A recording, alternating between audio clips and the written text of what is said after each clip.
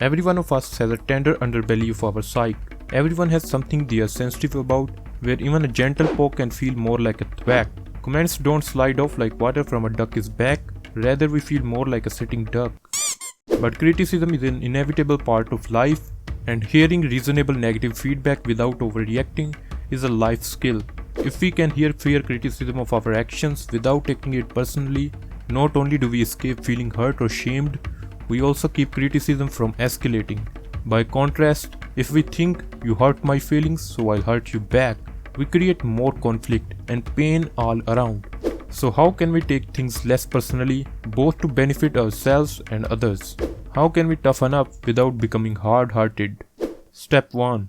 Consider the source. Would you be as likely to drink water from a mountain spring as from a puddle under a dumpster? Of course not. But why? Aside from the fact that you are smart, it's because the source matters. The same thing goes for criticism. Does the critic come from someone you like and respect? Does this person know you well? Or is this someone known to shoot off their mouth, have all this subtlety of a sledgehammer, or has never had an authentic interaction with you? In short, you take criticism very differently if it was presented with care from someone you trust versus shouted from a moving car. Consider the source, which will help you decide whether to take their feedback to heart or with a big grain of salt. Step 2. Give critics another chance, but not unlimited chances. People say mean things, people can be dumb, people have no filter. It's only human to make a mistake and say something critical or insulting, but if it happens again and again, it's not a mistake anymore, it's a pattern. To paraphrase, critique me once, that's on you. Critique me twice, that's on me. But if you are repeatedly insulted without apology or acknowledgement, it's time to speak up or limit contact. 3 strikes and you are not necessarily out, especially if you still have to work with or be related to them. But it's definitely time to draw some boundaries. Step 3. Had the double-edged sword of they shouldn't say that. Individuals hypersensitive to criticism often have high moral standards. They have a strict moral code and their values run deep, and that's a good thing, but this is one of the few places where strong values can have a downside. How dare you say that? That's wrong. She can't say that. All those things may be true, but whatever statement hurt you was still uttered. The fact that the critic shouldn't or can't is moot. Pretend a dog just deposited a steaming bundle right next to your please pick up after you pet sign. It should not have happened, but you have to deal with it nonetheless. Getting unfair or undue criticism is similar, even if it should not be there. You still have to deal with it. Feeling annoyed and offended may be warranted, but it's not helpful. Remember that even if you walk the line and follow the rules, you can't control whether others break them. In short, focus your attention on the content of the criticism, not whether or not it should have happened. Step 4. Question your own perfectionism. There is a straight line between hypersensitivity and perfectionism.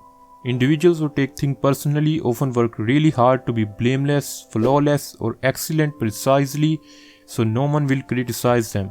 When they get negative feedback, it feels like it blows away all they have worked so hard for. If this sounds familiar, you can reframe this in a few ways. One is incorporate getting better at hearing criticism into your perfectionism. Getting better at receiving feedback. Aim higher when it comes to dealing with commentary. Be an overachiever when it comes to facing the haters. Another, more challenging way is to change your perfectionism. Dare to accept your cracks and warts. Slowly realizing that you are enough just as you are takes time and work. But simply acknowledging your buttons can be a powerful first step. If you are bullied in the past, you may be hypersensitive to comments that remind you of being thrown against your middle school locker. Nope. If you are pigeonholed by your parents as being the dumb one, the crazy one, or the problem child, you may have worked your butt off to prove that you are anything but. Any critique that brings forth old hurts cuts extra deep, but just being aware that something is a hot button issue for you is the first step to owning it and eventually healing it. Step 5. Be honest with yourself when recreating scenes in your head. We have all experienced getting bullied or criticized and then, hours later, coming up with a good zinger we wish we had said in the moment.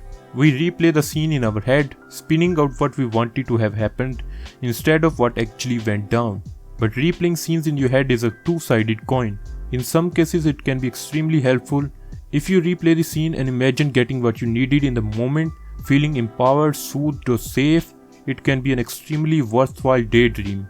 In fact, when done with a qualified therapist, this is called imagery re-scripting and is a cutting-edge tool in treating trauma survivors. However, in other cases, replaying a scene can be problematic, specifically imagining revenge fantasies. At that point, reimagining crosses the line from empowering to egotistical.